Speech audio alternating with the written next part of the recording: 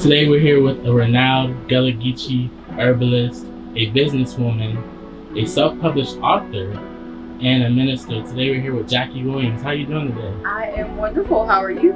I am wonderful. Thank you for having me here. Thank you for coming. I'm so excited for you being here today.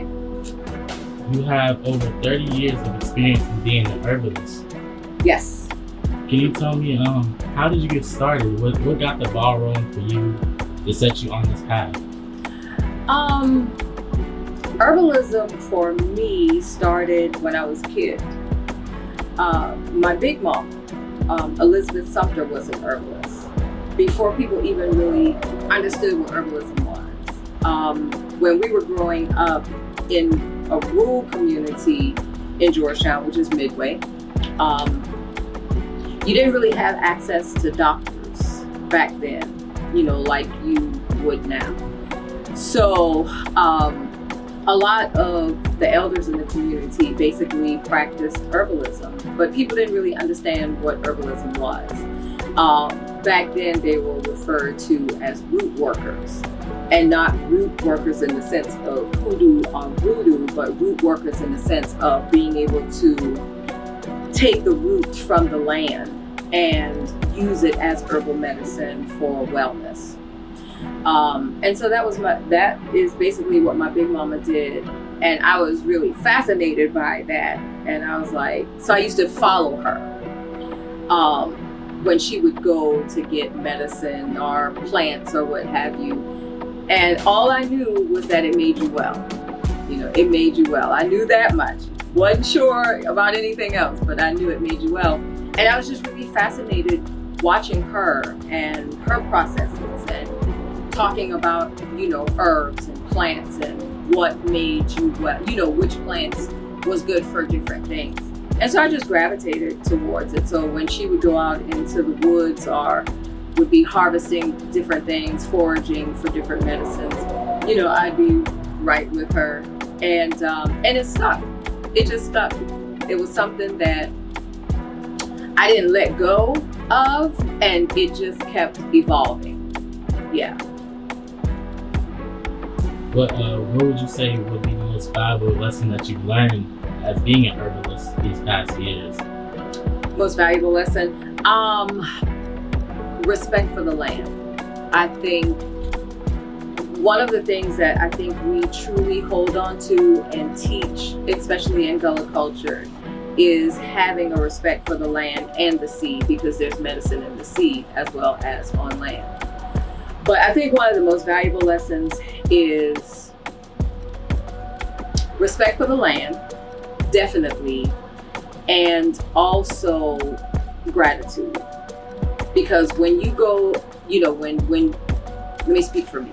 When I go to harvest, forage, anything from the land, one of the practices that I learned and that I still hold to today is, 1, you only take what you need and no more. 2, you always say thank you for what the land produces, because what the land produces is for healing.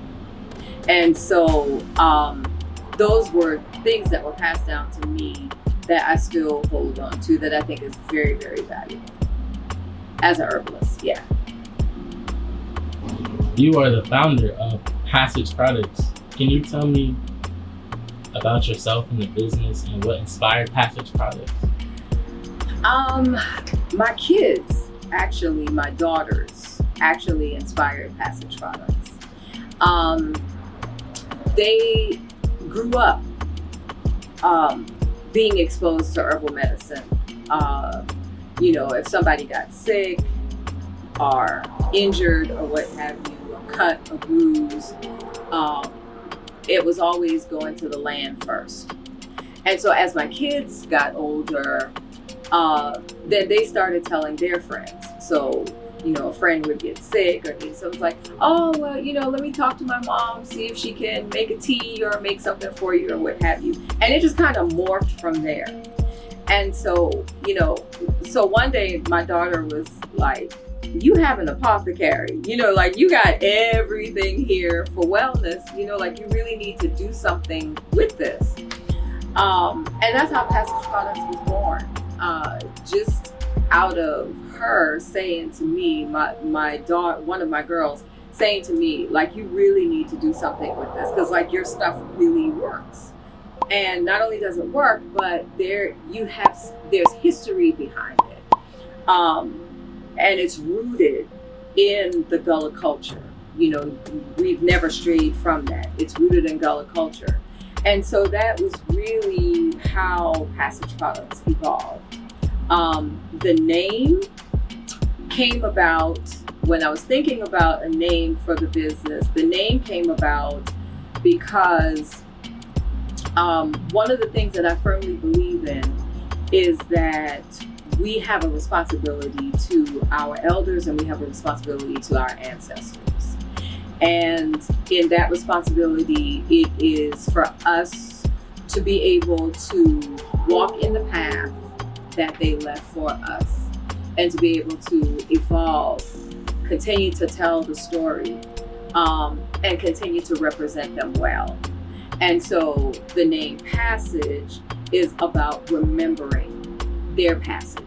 So every time I say the name, it keeps me grounded in remembering that I have a responsibility to, you know, walk in the authenticity of who I am as a Gullah person, as a creator, as a person who, you know, works from the earth. But beyond that, to always make sure that whatever we put our hands to, it's connected to our culture, our roots, and that we tell the story through what we do. So that was the evolution of Passage Products. Wow. Yeah. That's amazing. So you've been in business for about over 6 years now, am I correct? Yes. Mm-hmm. What would you say has changed now for you since the start of Passage Products? Well, so much has changed. So much has changed. First off, what we have managed to do in 6 years, I think, has been incredible. Passage Products is not just about creating, you know, Gullah teas, herbal tea blends or Gullah blends, or even making, you know, other products that we make where we ground them in the culture, in the root of, you know, of what we do. But we do a lot of teaching. We work with a lot of colleges and universities in the agriculture community. We work with farmers. So we do a lot of workshops and a lot of teaching. And I just never expected that. I kind of thought like it would be a good hobby, you know, good hobby. You make some side money, you know, a little hustle, you know, and that was it.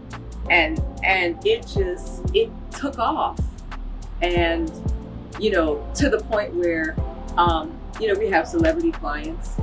Right. Our products are experienced all over the world, and you know, right from Lolo, Georgetown, but it really has had a international impact in terms of where our products, you know, where people have actually, different places where people have traveled, where they're from, where they purchase from, and being able to take a little part of who we are back home, you know, across the pond, you know, across the pond, right. And other, you know, and other places.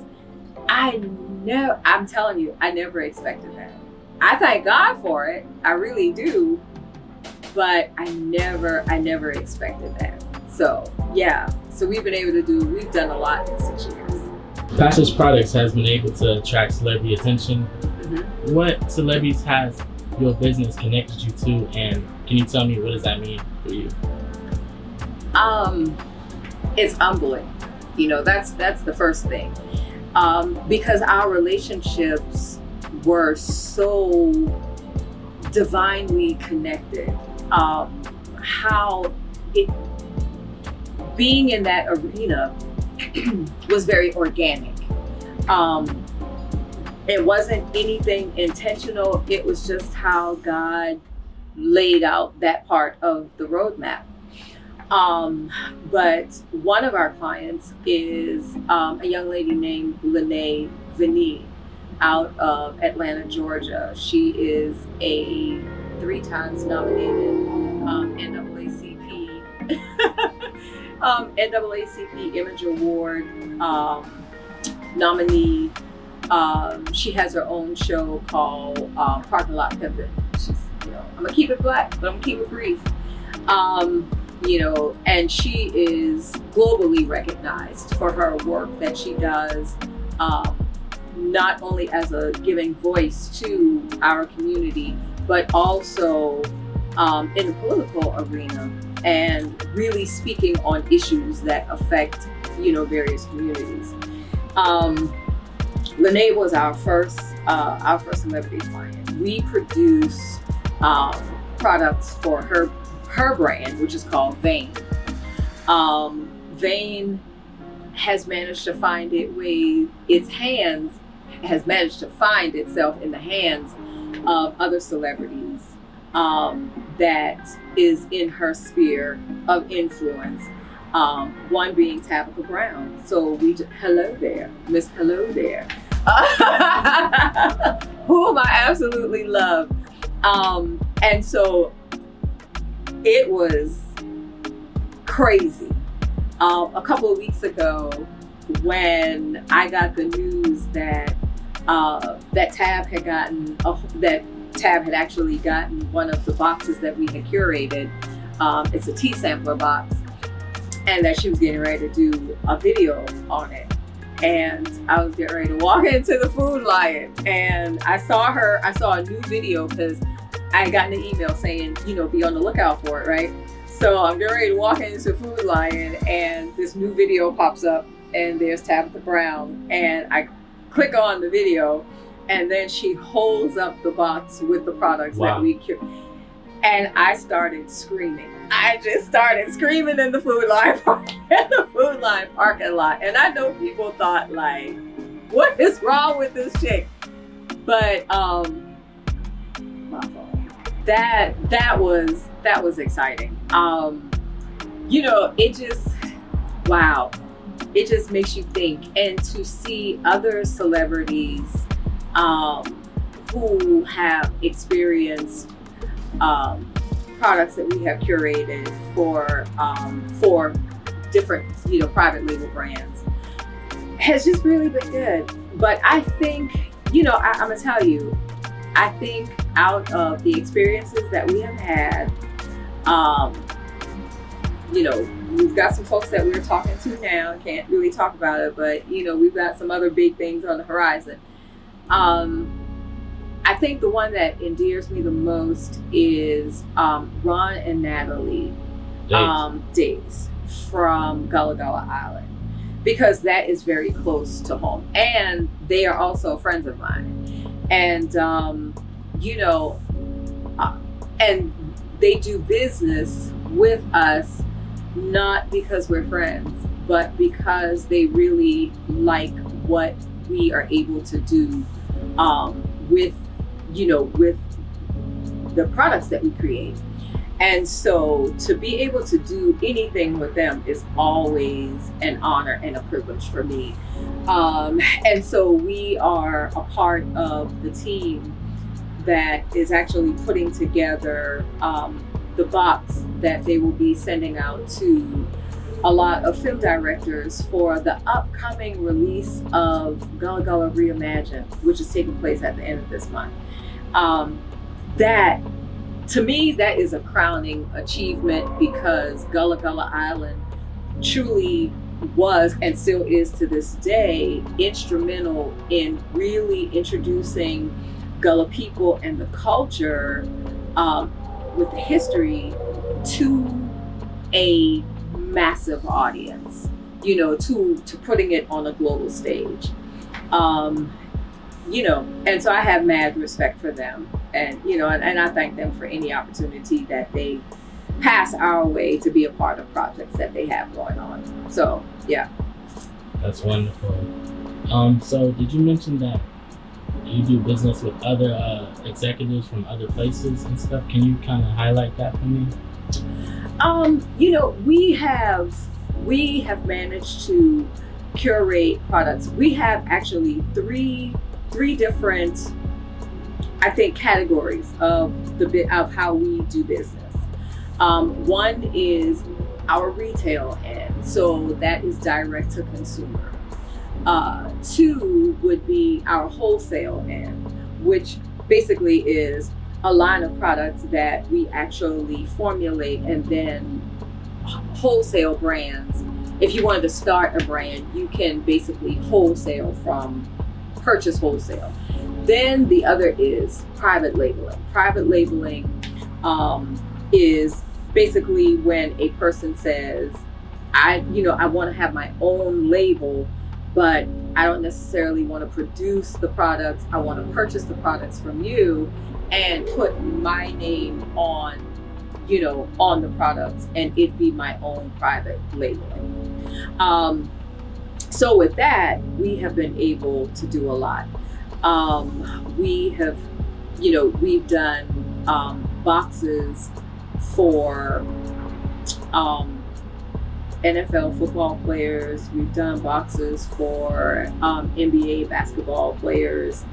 Some retired, some still playing, or what have you. Target execs. So it just kind of runs the gamut. The thing about it though is, in developing these relationships, that's the part that I find that is kind of a miss for me, because the average person in a business like this, you go out and you seek out, high profile people that would order from you or do business with you. For us, the relationships have just managed to come together so organically, like dealing with like former Target execs or people that played pro ball. That was another organic relationship. Right. A businessman from Maryland got a hold of some of our products, called and was like, your stuff is absolutely amazing. And I'm thinking, I'm really interested, in some type of investment or what have you. And so he ordered several of what we call our maker spots. And he was like, I have friends that have played, in the NBA, NFL, this, that, and the other. I want to send them, boxes, curated boxes to them. And I was just like, wow, that's crazy. Like, okay, sure, no problem. So we put the boxes together, ship them out, and then basically wait for what is going to be his response or what would be his feedback. And it's nothing but the grace of God. We have just always managed to get really good feedback. People love the products, but in addition to that, they love the fact that the products are connected to an entire culture and history of people, where they not only get to use the products, but they also get to learn about a part of history, essentially, that is connected to them that they didn't even realize existed. So, so it's like win-win situations all around. So how does it feel to see your business go from selling hundreds of pieces to now thousands worldwide? What does that mean to you? And can you just give me a feeling, maybe? What do you think?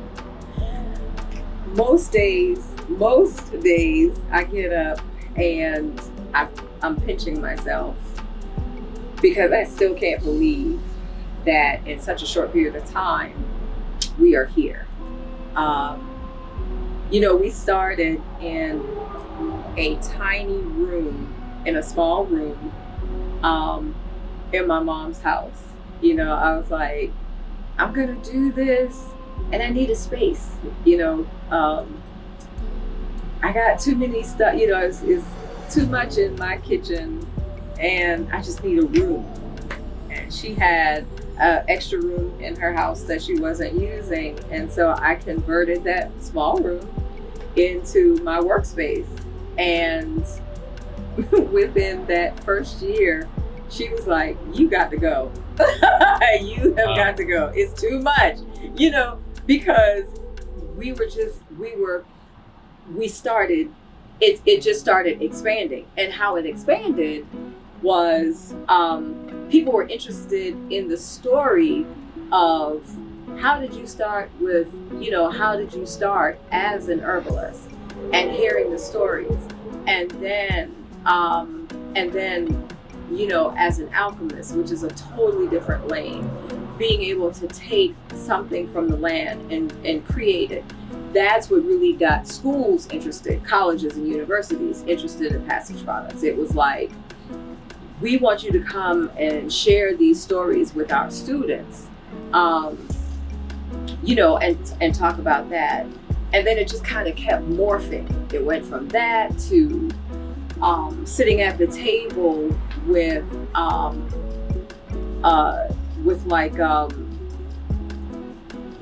the park systems, and having conversations with them about the best use of land and what is on your land that is valuable, so that you could expand your reach when it comes down to people actually visiting park systems. Thinking outside of the box, what are other things that you can do?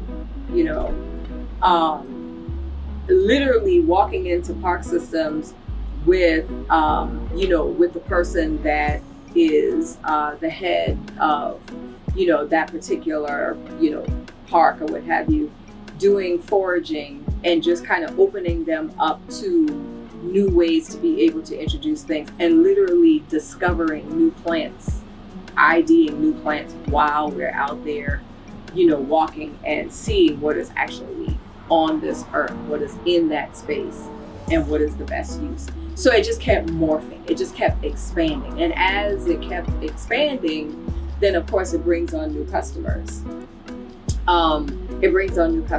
So we quickly outgrew that space.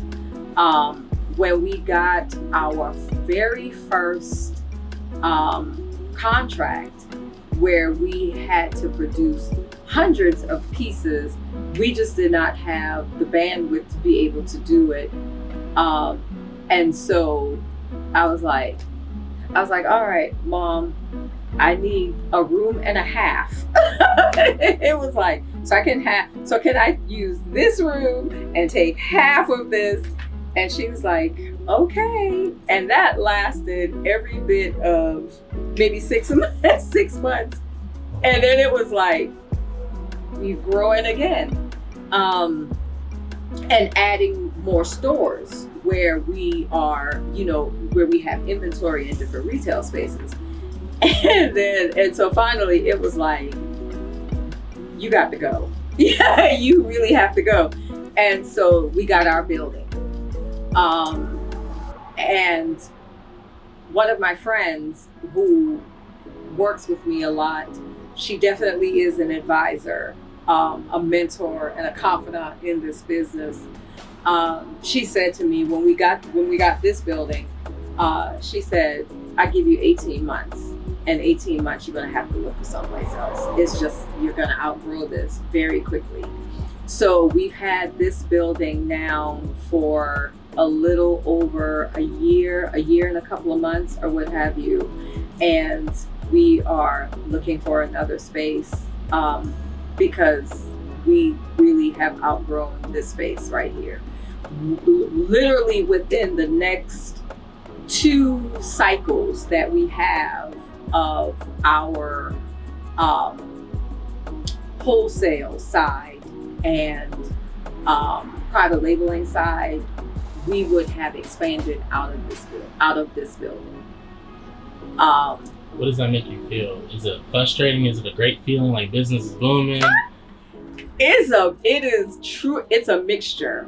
I get up grateful, and pinching myself going, wow, like we literally just produced, thousands of pieces for this or thousands of pieces for that. The process is crazy. And when when the other team members get into the building and we get in the production mode and, and just setting everything up and knocking it out, and it feels good when you finish ahead of schedule, because you're just like, we in it now, we're in it, we're in the zone. And so we're just gonna knock it out. And then looking back, which is one of the things that we always do, anytime we finish a large order, we always look back, we sit down and go, what can we do better? What can we do better? We got to work the kinks out now because the growth is coming. The next level is actually coming, and we need to be prepared for what is going to come next. It's frustrating because we have more work than we have team. That's the frustrating part. And so we get invited to a lot of things, some in state, some out of state. We just don't have enough hands and feet to be able to send people to all of these places. So we end up having to turn down great opportunities because it's just not enough of us to be able to go or to participate. But that's a part of growth. And and as the businesswoman, you have to step back sometimes and have the meetings and say, we have to temper how we grow, because if we don't temper it and we don't have more control over it, it can get out of hand and you grow too fast and you can't keep up with your growth. And so, for a little minute, we had to run to keep up. And now, it's getting better, but turning things down and not being able to do everything sometimes is a good thing. Yeah. As a minister, how has your faith influenced the way you run your business and influence your customers? My faith definitely is a major component in my business.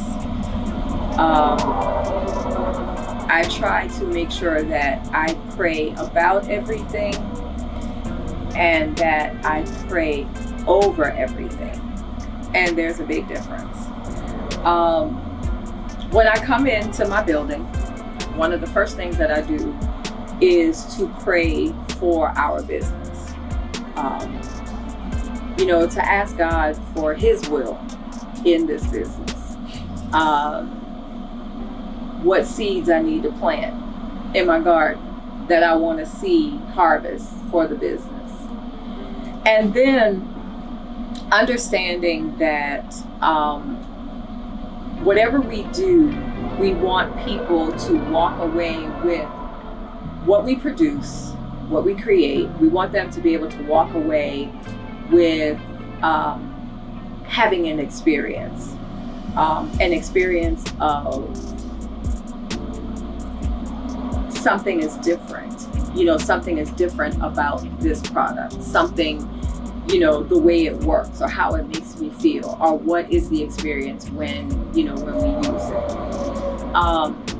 To the point where I actually had a customer who bought some stuff from me one day at an event, and it was her first time purchasing something from us. And she said to me, is something different about this? Like, I can feel something just holding it, just having it in my possession. I could feel something different from it, Everything we put our hands on is a tool or catalyst for healing on a larger level. And so when we are in our creative space making, that is what we are asking God to do, to use us as a conduit for healing, whether it's through sensory, through what you smell, through what you taste, through how it feels, or what have you, so that when you walk away from the experience, you walk away lighter. You know, you walk away lighter, and maybe have shed some things.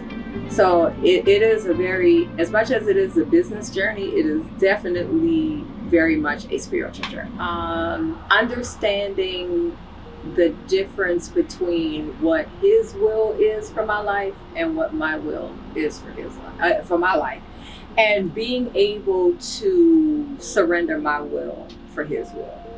You know, when you get to that place and you can do that, then it makes the journey easier. It makes it easier, even in the difficult places. What are your goals for Passage Products? Where do you see the company moving towards the next few years? Oh, wow. I see us being involved in a lot of different things.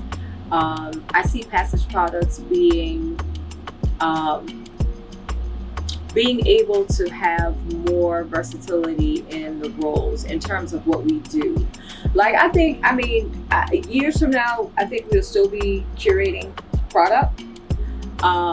But I think that one of the things that will be a major focus for us, that will really get legs under it, is being able to work with farmers, people more in the agricultural side of it, to help them understand how to add value to what they already have. That's important for sustainability for small farmers. And then I also think that one of the things that we are working on now, which we will be releasing next year, and I really want to see that grow, is actually being able to work with other Gullah artisans, businesses, or even people who have not yet entered the business arena, but they're thinking about it. You know, maybe they're doing something part-time as a hobby and trying to find their way into a larger market or what have you.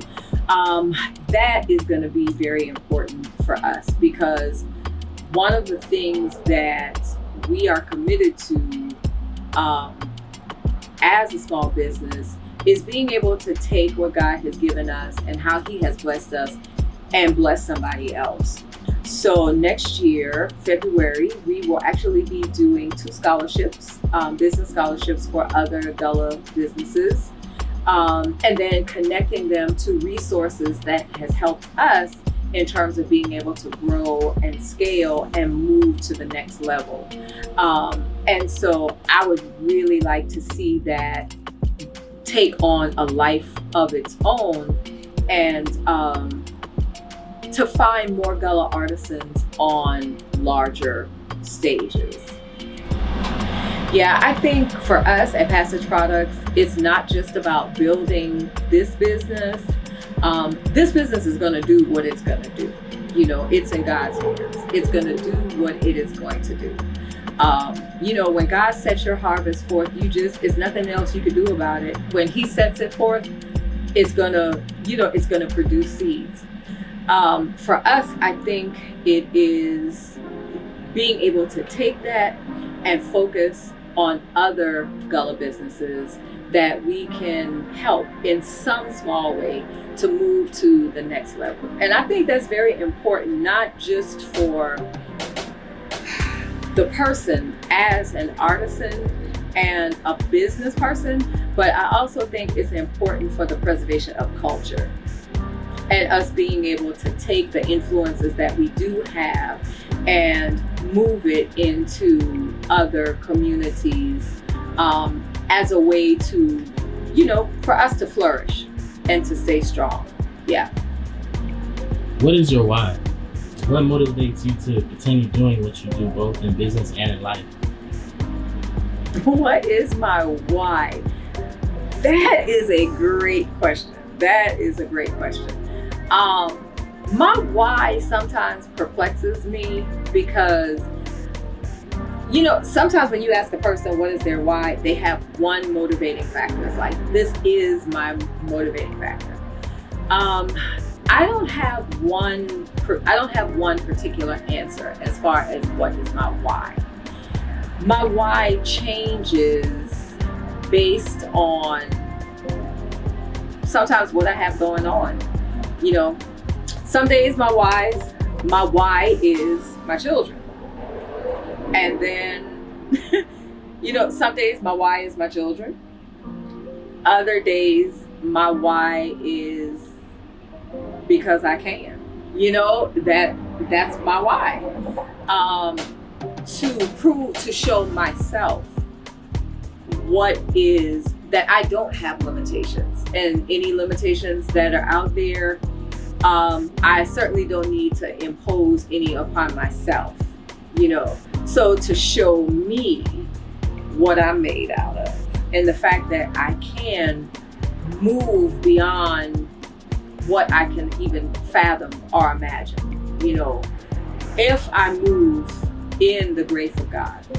And then other days, I think my most consistent why is because I owe it. I owe a debt. I owe a debt to my people. I owe a debt to my ancestors, and certainly to my elders. Without them, there would be no Jackie. There would be no Passage Products. There would be no history, no culture, and Gullah people. And so, above and beyond, I certainly owe it to be able to tell their story from a place of endurance and resilience.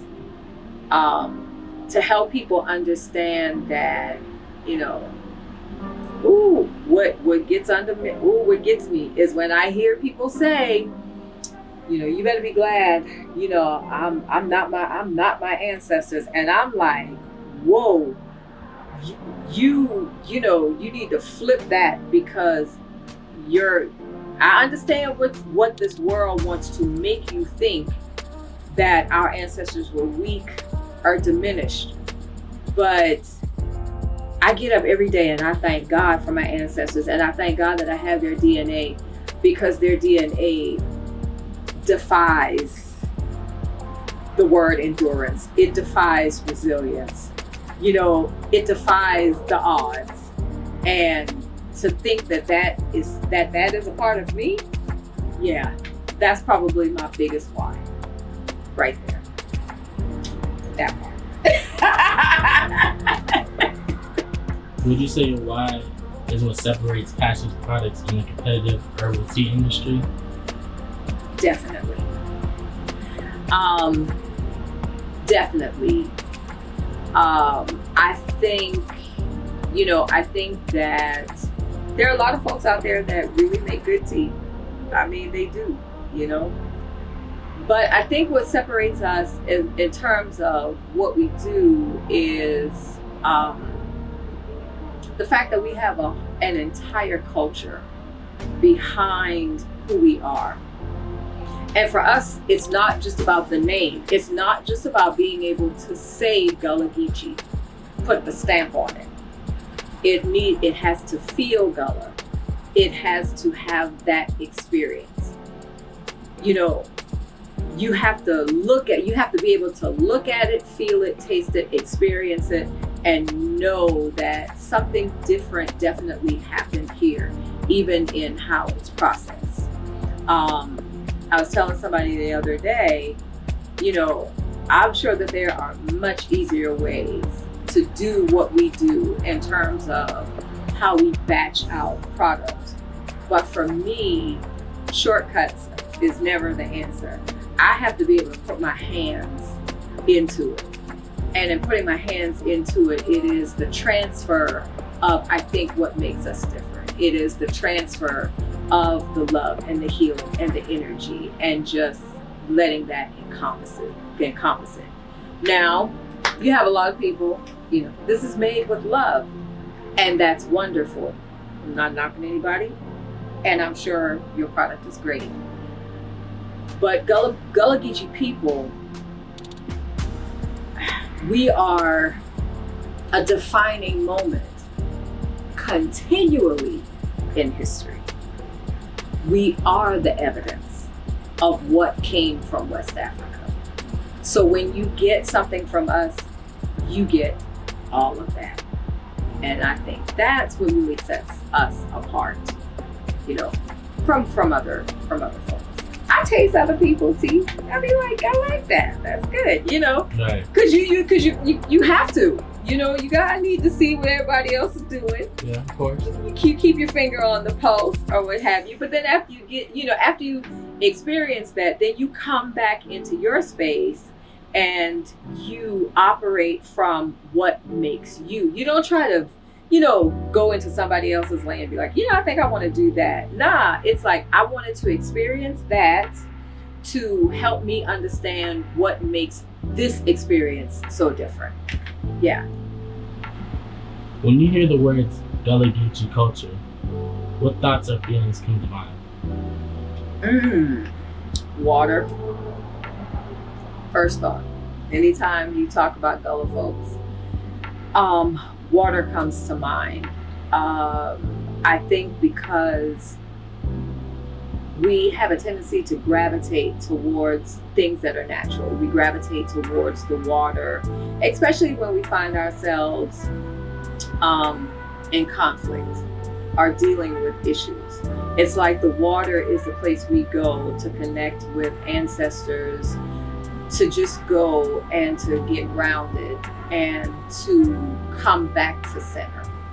So anytime you start talking about Gullah folks, water is the first thing that comes to mind. Second is immersing yourself in nature, because that is, those were our ancestors. That was a part of our ancestors' experience. And I think to go back into nature is to step into that place where you can make a connection. One is for healing when you go to the water. One is immersing yourself in what is your natural surroundings as far as the land is concerned. And that to me is for instruction. That's where you go to receive and get instructions and hear what is being said and how it's feeding your soul.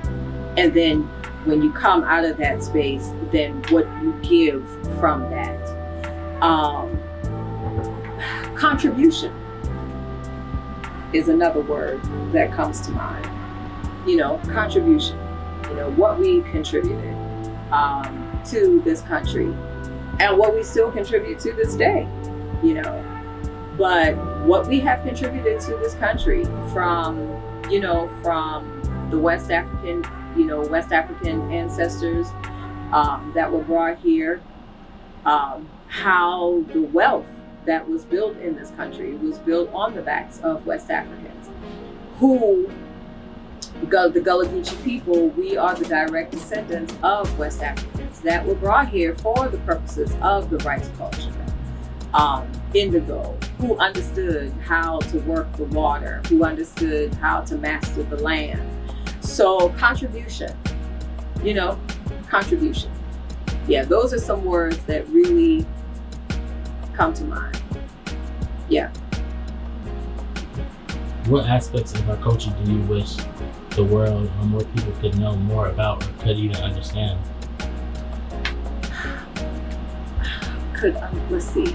Know more about.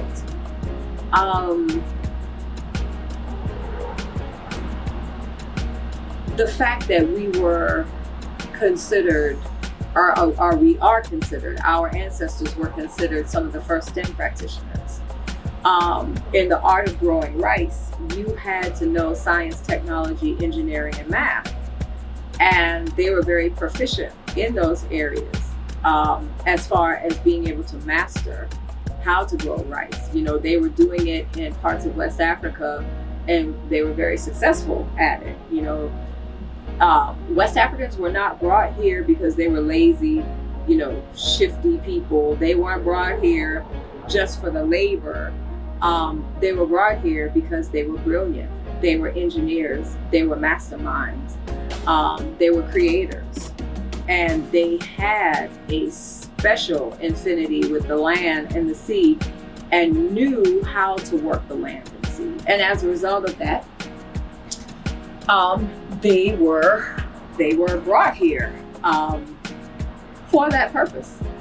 More people, especially us, more of us, we need to know that, from the historical concept of or construct of where it all starts. For us here in America, history generally starts with us, slavery. That's what we learn. We don't learn about the fact that, we come from people that were kings and queens and builders, that were rich in culture, rich in tradition, rich in family. We learn from where the story starts once our ancestors were brought here. And how the story is told is very important. Nobody should think that they can tell your story better than you can, which is why it is important for us to know who we are first before we give that information to others. So because when you know it, nobody else can come in and change it, because you know it and you understand what is the truth. So I think that those are things that are very, very important in terms of what this world should know about who we are versus what they think they know. Why do you think a lot of people might not know, or really are just finding out or learning about the Gullah Geechee culture? Why do you think that is the case? I think that one, I've ran into people who said to me, tourists that come into the area, the misconception first, we thought all African Americans are Gullah. No, Gullah Geechee people are a very distinct group of people, found in distinct geographical locations in this country. So there is a difference. There's a difference. It's not taught, and because it's not taught in mainstream school, in the mainstream school systems, then a lot of people don't know who we are. They don't see the distinction in terms of who Gullah folks are versus people that may have been in a different area or in a different geographical location, not have had the same experience as our ancestors. So I think that plays a big part of it.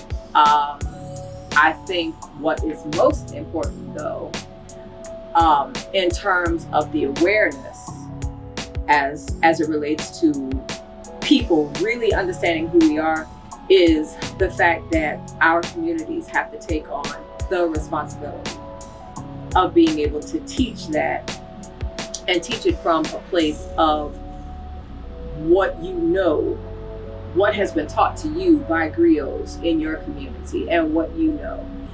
Instilling that in our kids. Then our kids can go into a global society and take that information with them. On that note, how important do you think it is to pass down traditions, customs, stories, and teaching from the elders to the younger generation? What impact do you believe that this has on preserving culture and shaping identity? Ooh, big part of shaping identity. As a minister, that's one of the things that I talk about all the time. That was the inspiration for the book, for the Millennials, the book that I authored. Young people understanding who they are.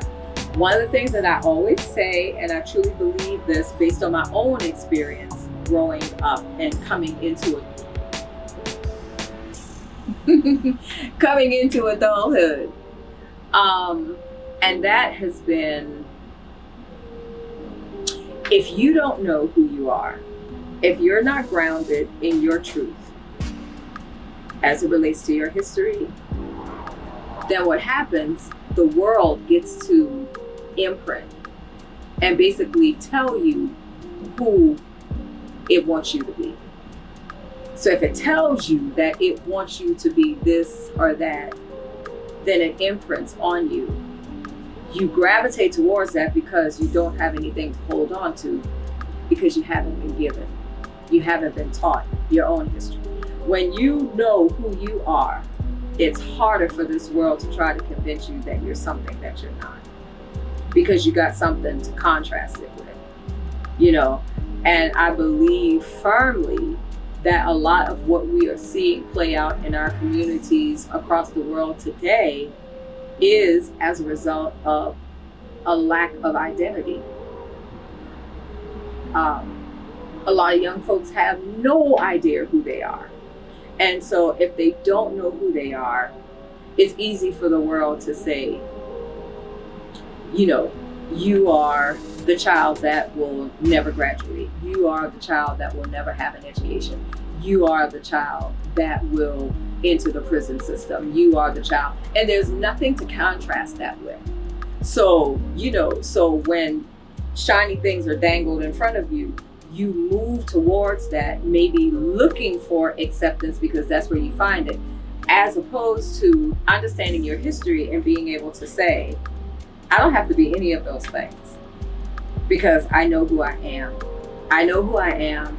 I know the richness of who I am, and I can walk in that truth and become who I want to be versus who you say I should be. Very important. Yeah.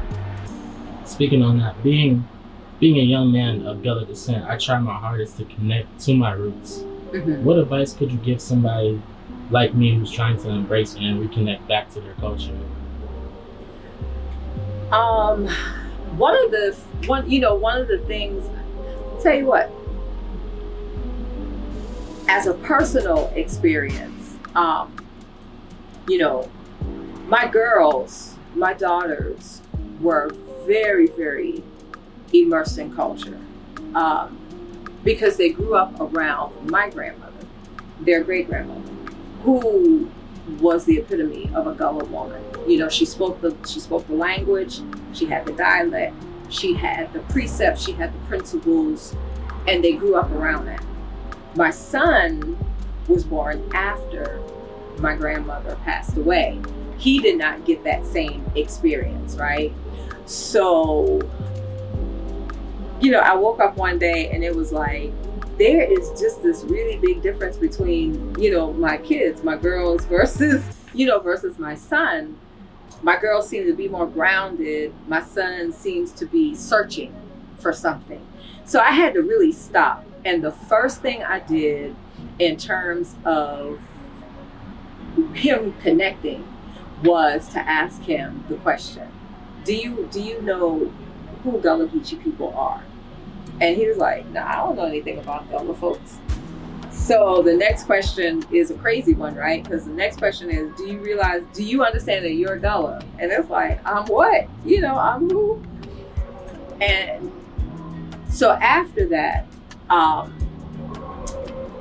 what I ended up doing was I took him to one of the plantations that I do a lot of work with. So I took him out to Hasty Point, and we went out there together with a griot and a cultural historian, Zenobia Harper. And, you know, and I was like, I really need you to just, you know, kind of walk with him through these grounds and, you know, give him some knowledge about, you know, the history and who we are, what have you. And I have pictures of Zenobia with him on the dikes that were built by enslaved West Africans, just talking, you know, her explaining. And I'm looking at the pictures and the videos and just seeing how he is drawn into that. It's fascinating for him. And ultimately, he actually became a Gullah historian. You know, he does tours at the Rice Museum as a as a historian, and being able to actually tell the story. And it furthered his research into wanting to know more so that he could tell the story from a more authentic place.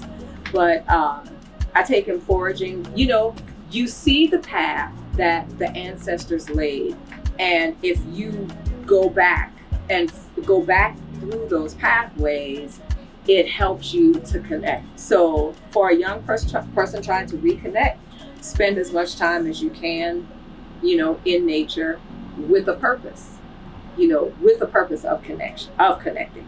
Be open when you go into nature. Be very open. Be still, be silent. And listen to what is going to be given to you. Spend time by the water. It's a magical place. It's a place of connection. And it's a place of mystery. And I think it's a place where mysteries are unfolded, for people that are trying to connect or reconnect. Read as much as you can and talk to as many elders as you can. Get the stories, document the stories. Learn the principles and the traditions. Just fully immerse yourself in all things Gullah. And then as you learn and as you grow, find your place. Find your place and find your contribution.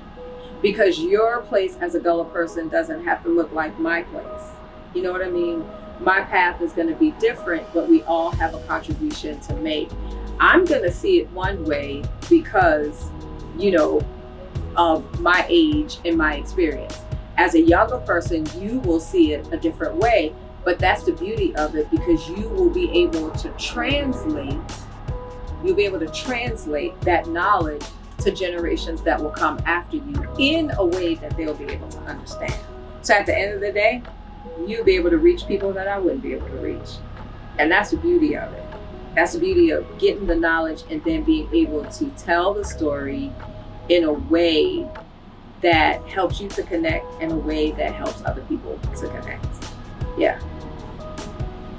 You mentioned a book. Would you like to expound on that? Tell us about your book. Sure. Just so happen to have a copy right here. Okay. It's called The Melaninnials. It's a coloring activity book, and it's basically the story of all of these, a group of kids that are somehow connected back to the Gullah culture.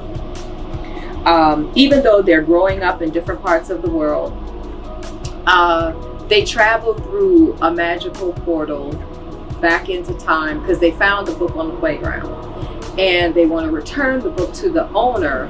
And the only way to do that is to retrace the steps of the owner of the book, and that requires you going through a portal and traveling back in time and experiencing and seeing what the book owner actually saw. And at the end of the day, what happens is the story will ultimately end with each character being able to discover their own identity by going back and traveling in the footsteps of the owner. So it takes them, the portal takes them to different places. And as they go into these different places, they learn the history about different folks that made, great contributions in history, whether it be West African history, African American history. They also learn a little bit of Swahili. So we have Swahili words in here, and also Gullah words. And it's got activities that parents can do with their kids. It's just it's loaded. The book is really, really loaded. I love this book. When we first released this book, I'm telling you, God, you just cannot be God's favor, okay? When we first released this book, we had we had a school that reached out to us in Arkansas. Wow. A young lady saw the book on social media, because generally when they do the National Week of Reading, you'll have teachers that will reach out looking for different types of books. And I saw a post and she was like, I'm looking for children's books, this age range. And so, I just shot her a quick, comment, showed the cover of the book, what have you. And we were selected for that National Reading Week program at this particular school. It was Washington Elementary in Arkansas. And we were able to ship books to her class. And then I showed up because this was during COVID. And so we did a Zoom, and I Zoomed into her class and saw the kids, and we got to read, stories out of the book to them and watch them color and actually interact. And then we got selected to go to Miami, Florida, to the Tokoski Belafonte Center, which is a world-renowned cultural center in Miami, Florida. And we went there and read to the kids and had story time. I mean, let me tell you, God is good. God is really good. And so it's been a really good experience. My inspiration for even writing the book was right after the tragic death of George Floyd. Because everybody was trying to find their lane. And I knew that, as a person who believed in activism, but I knew my lane was not going out and actually being a part of a protest.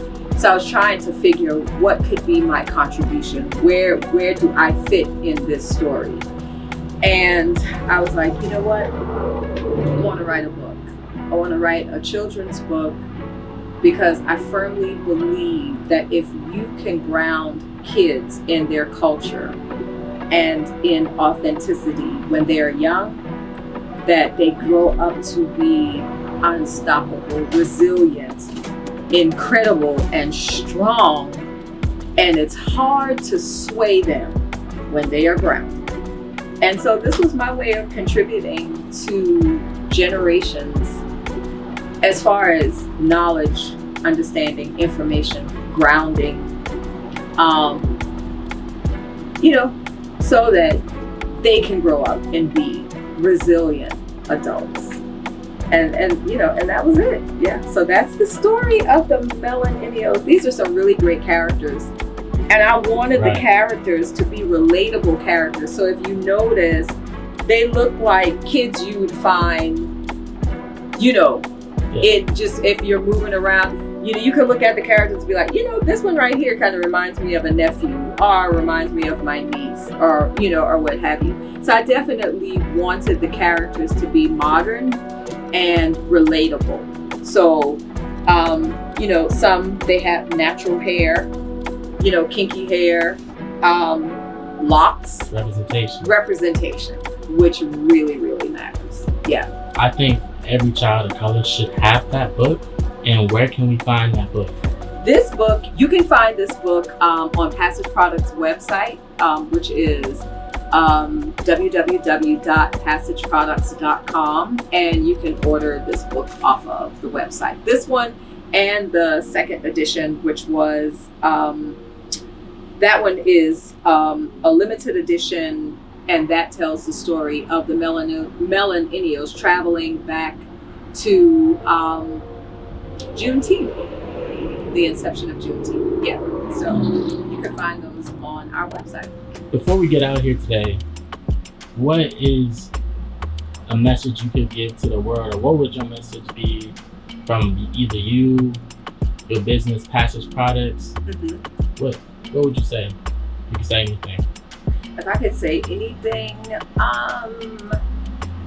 I think The greatest message I think I could leave with anyone or for the world is that the greatest contribution we can make to the world is for the search of truth, the truth of who we are, who you are, who I am. Identify your authentic self, not a version. People like to say, I want to be a better version of myself. But if you notice, versions change. So you can be a good version one day and a tore up version the next day. But when you search for authenticity, you search for transformation. And to be transformed is to be made new. To not just be changed, but to be beyond just a change, but a new person. And I think the greatest work that we can do, that is our biggest contribution to the world, is to seriously search out who we are authentically. I'm saying that word wrong. Authentically. Let me use authentic. And walk in that. And to search it out and then walk in it. And I think if we did that, we will discover that we have more things in common that we would otherwise say we don't have anything in common. I think we would really discover that, we do have more in common with other people from other cultures. At the end of the day, I think one of the things we'll discover is that we all really want the same thing. We may translate it in different ways, but when you can walk in truth and see those good places in you, then I think what happens is it allows for you to have respect for other people, other cultures, other things, as opposed to just tolerance. And it's a big difference between somebody respecting you and your culture and your beliefs and who you are, as opposed to somebody just tolerating you. And I think that's really the biggest message that I have, that I would like for this world to know. Yeah. Thank you so much for your time today. You're welcome. Thank you for coming and seeing about us. Have a good one. You do likewise.